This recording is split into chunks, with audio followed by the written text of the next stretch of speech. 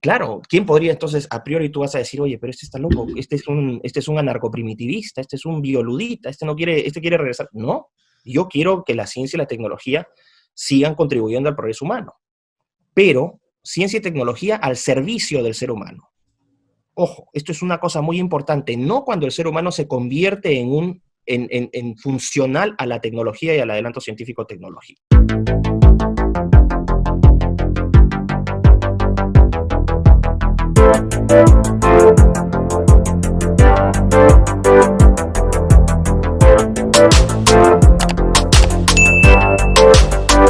O sea, sin el cual todos estos otros derechos no tendrían ningún sentido, que es el derecho a la vida. Tú no puedes concebir libertad si es que no la aplicas al ser humano. Entonces, para mí, la defensa de la vida es un tema fundamental y ese es el punto de partida que separa a Liber Progress de las demás corrientes. Okay. ¿Por qué es tan importante? Porque ves ahora que estamos viviendo una época donde el progresismo, que todos tenemos la intuición de que es el enemigo común y que combatimos, ¿no? Esta agenda progresista, liberticida, tiránica, estatista en exceso, y nos están imponiendo modos y comportamientos y hábitos que gran parte de la población no quiere. Pero el progre parte de un punto que es el relativismo. Primero, el relativismo moral, que creo que es el aspecto más importante. El progresista todo lo relativiza porque lo que busca el progresista es deconstruir absolutamente todo para construir un nuevo mundo, o sea, un paraíso tecnocientífico, ¿no? Porque eso es otra cosa. Se equivocan cuando dicen que los progres solamente están preocupados de cuestiones, vamos a decir, de agendas culturales. Para el progre, el elemento fundamental, lo que está en el corazón de su ideología es la importancia de la ciencia y la tecnología como elementos de reforma política, social, económica y cultural. Este punto es clave y se obvia constantemente. Pero Tú eso, puedes decir perdona que que te corte, eso a priori no suena mal. Tal y como si yo lo no, escucho, digo, bueno, ciencia, tecnología, bienvenidas sean. por supuesto. Por supuesto, ya está ahí, pero es que a eso vamos a ir. Yo hasta ahí estaría de acuerdo. Yo diría, oye, la ciencia y la tecnología nos han Sí, traído claro. mejoras objetivas en la calidad de vida de los seres humanos. En el Esperanza de progreso, ¿no? vida, Parafraseándolos. progreso, exactamente. Yo tengo un video de progreso, si quieren verlo en mi canal de YouTube, bastante interesante. Buenísimo. Bueno, entonces, claro, ¿quién podría entonces, a priori tú vas a decir, oye, pero este está loco, este es un anarcoprimitivista, este es un bioludita, este no quiere, este quiere regresar? No, yo quiero que la ciencia y la tecnología sigan contribuyendo al progreso humano, pero ciencia y tecnología al servicio del ser humano. Ojo, esto es una cosa muy importante, no cuando el ser humano se convierte en funcional a la tecnología y al adelanto científico-tecnológico. Esto es muy importante porque tú, en la primera parte, en la primera acepción, lo que tú tienes es, cuando tú hablas de tecnología al servicio del ser humano, tú sigues tratando al ser humano como un sujeto de derecho. Cuando tú conviertes al ser humano en funcional al desarrollo científico-tecnológico, el ser humano pasa a ser de sujeto a objeto. La objetivización, la cosificación del ser humano. Mira qué interesante es esto. Tú dices, entonces, ¿qué tiene que ver el tema del aborto? Que ahí cuando tú rompes ese dique, tú abres las puertas para que se relativice absolutamente todo. Porque es en ese punto donde tú pasas a convertir al ser humano, independientemente de las discusiones de si es persona o no, porque persona también es un concepto ultra progre, es el concepto que se utiliza para tratar de justificar moralmente con argumentos pseudocientíficos la viabilidad o la utilidad del aborto, ¿no? Cuando tú condenas a un ser humano al aborto, lo que estás haciendo es transformándolo no en un sujeto, sino en un objeto. Y esto es muy importante. ¿Por qué? Porque al momento en que tú transformas en objetos a las personas, también dejaste de valorar, por ejemplo, esas cualidades que son tan importantes como la dignidad y el valor intrínseco de esa vida. Cuando tú dices, por ejemplo, y empiezas a hablar de estos experimentos, ¿no? Que se empiezan a hacer ahora, que están aprobados, experimentos con embriones humanos de hasta 14 días. Eso es terrible. Wow. Bueno, ya se hace. La gente no lo sabe, pero eso es posible gracias a qué? A que relativizaste la vida humana al máximo punto. Al que ya aprobaste el aborto, entonces el ser humano pasa a ser un objeto que tú puedes comprar y tú puedes vender. Los vientres de alquiler son un caso concreto, evidencia empírica pura. Cuando tú tienes vientres de alquiler, entonces tú literalmente puedes mandar a pedido a un bebé. Y si no te gusta, también puedes cancelar el pedido. Entonces, dejaste de tratar a esa persona o a ese ser humano como un sujeto de derecho y lo conviertes en un objeto. Ahora, quiero para que tenga sentido lo que estoy diciendo, porque quiero retomarlo con el tema de la ciencia y la tecnología. No sé si tú has escuchado hablar de la cuarta revolución industrial. No, pero me imagino por dónde van los Bueno, tiros.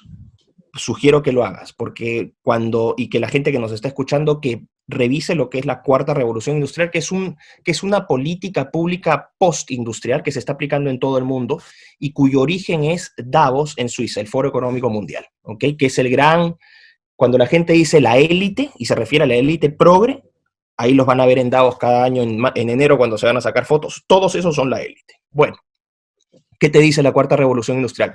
Que hemos llegado a un punto donde el desarrollo científico y tecnológico es tan grande, ¿no? Tienes la inteligencia artificial, tienes la biotecnología, la nanotecnología, impresión en 3D, computación cuántica, robótica, etcétera.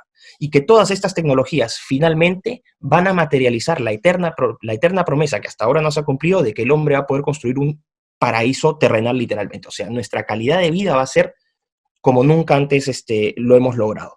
Ojo, que estas promesas ya las hemos escuchado en el discurso nazi, ya las hemos escuchado en el discurso soviético, ya las hemos escuchado en el discurso comunista chino, ya no es cosa, no, las hemos escuchado en la Revolución Francesa, ¿no? Sobre todo en la etapa previa a los jacobinos, todas estos grandes llamados de progreso en nombre de la humanidad.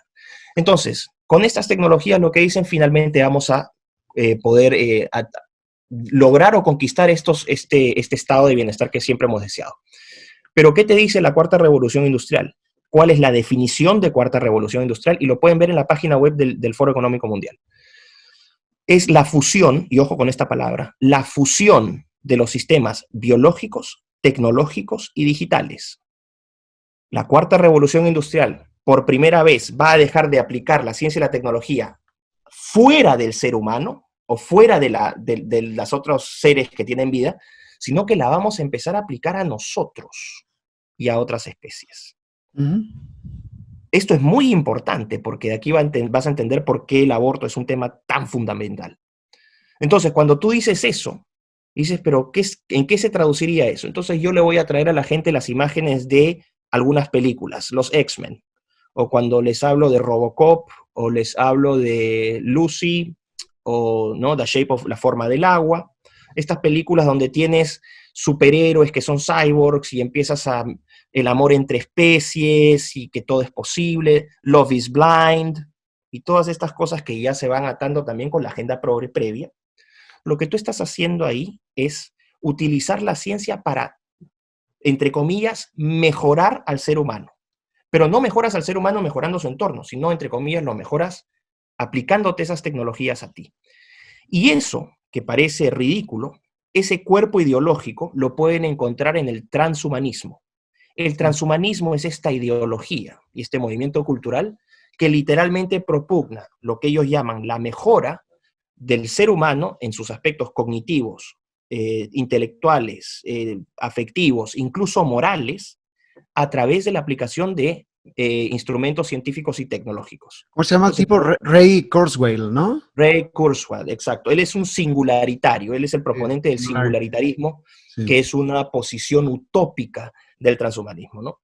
Bueno, entonces, porque dentro del transhumanismo vas a tener también variables. Entonces, el transhumanista lo que te dice es, vamos a lograr tres cosas. Super longevidad, vamos a aspirar a la inmortalidad, pero mientras tanto podemos cuadruplicar o quintuplicar nuestra esperanza de vida. Ya se ha hecho en ratones, ya lo has hecho en ratones que tenían 6 meses de vida en condiciones normales que ahora viven 24 meses. Es decir, personas que pueden vivir 300 años y mantienes una esperanza de vida de 75. Esto ya se ha logrado, no es ciencia ficción, ya se ha logrado en laboratorio.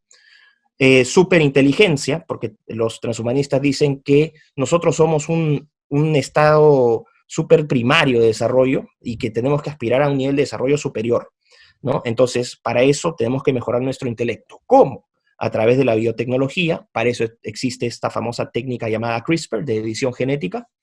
CRISPR, repito, para que la gente los que quieran ver más, es CRISPR, CRISPR, ¿ok?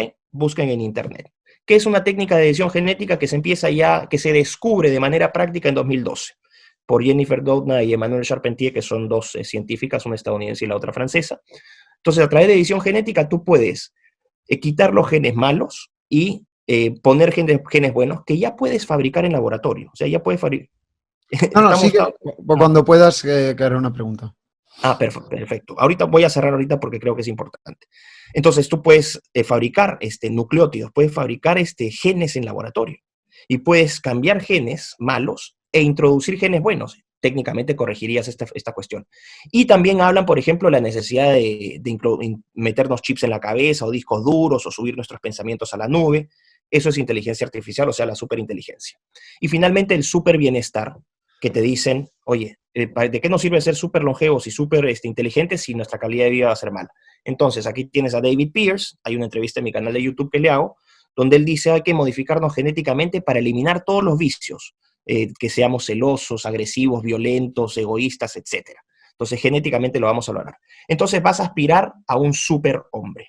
No a un hombre, sino a un superhombre a través de la ciencia y la tecnología. Esto es el transhumanismo. Pero si tú te fijas, el transhumanismo ya es política pública global a través de esta definición que te da la cuarta revolución industrial. Y el problema que uno tiene al explicar estas cosas es que la gente ignora lo que uno está hablando. Entonces a uno lo creen loco y creen que uno está hablando estupideces. Y tampoco no saben cuál es el nivel de avance científico-tecnológico que se ha logrado. Porque hoy tienes avances o desarrollos que ya dejaron de ser ciencia ficción y que han pasado a ser parte de la realidad. Por ejemplo, ¿no? ¿Cómo se llama esta cuestión? El ¿Exoesqueleto? No es el exoesqueleto. Ahorita me voy a acordar. Ectogénesis. La ectogénesis. Donde ya en 2017, en Estados Unidos, se gestaron 8 corderos en biobolsas, fuera de sus madres. Los videos los pueden ver en YouTube, ¿ok? Entonces, quiero que empiecen a ver, si la gente puede ir entendiendo, qué implicancias puede tener esto. Entonces ahí por qué es importante el tema de la vida. Porque cuando tú estableces un absoluto moral y dices, la vida es un valor y es un derecho que tiene que ser respetado a rajatabla, ojo, que también hay casos individuales que tú tienes que atender caso por caso, no es que todo sea, vamos a evitar todo, no. Los casos típicos, por ejemplo, de niñas que están en riesgo de muerte. ¿Quién va a...? O sea, esos casos tú tienes que dirimir, pero son excepciones, no son la norma, y lo que se quiere hacer es, la excepción se quiere convertir en norma. Por eso es importante respetar la vida. Bueno, de ahí retomo porque veo que estás... Bueno, Niclo, una respuesta muy, muy completa, has tocado varios palos, así que no sabría por dónde empezar. Pero bueno, estabas hablando de películas de ciencia ficción y a mí me viene a la mente la película Matrix, indudablemente, ¿no? En la que hay como un mundo en la que un ente genera vida y fetos y luego vivimos en otra realidad que literalmente no existe, menos, y ahí viene la famosa analogía, menos quien sale del Matrix. Parece una película muy premonitoria también. El red pill y el blue pill, ¿no? La píldora roja y la píldora azul. Bueno, entonces mi pregunta es, si quieres empecemos por el final, porque te había preguntado de política, pero al final hemos hablado de transhumanismo y demás, pues me parece muy correcto. La pregunta en este caso es muy concreta. Entiendo que según tu tesis, la innovación y el progreso, vamos a decir, tiene externalidades negativas, ¿no? Es decir, estas palabras que a priori nos van bien. Si yo tengo cáncer, Dios no lo quiera, soy el primero que voy a ir a la ciencia más puntera para intentar curármelo.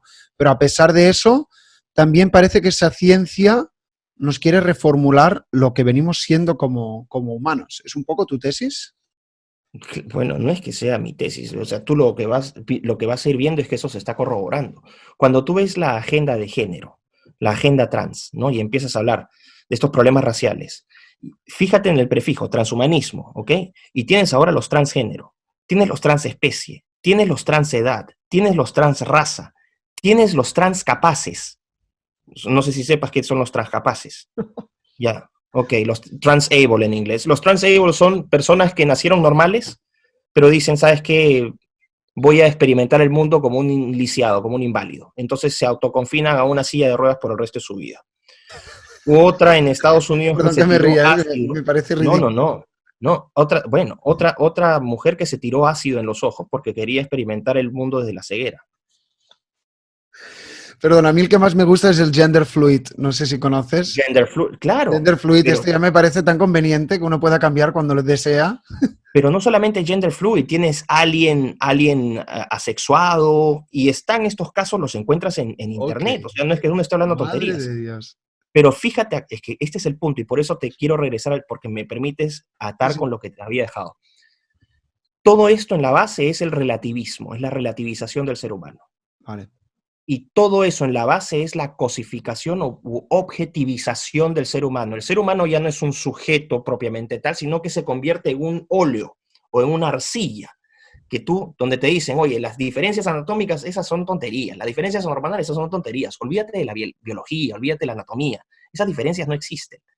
Tú puedes ser lo que realmente tú desees ser, ¿no? Y esa es la promesa que les ofrece el progresismo, por ejemplo, a la gente que quiere cambiarse de sexo o que quiere volverse de diferente especie y se hacen operaciones. Vean, por ejemplo, la mujer iguana.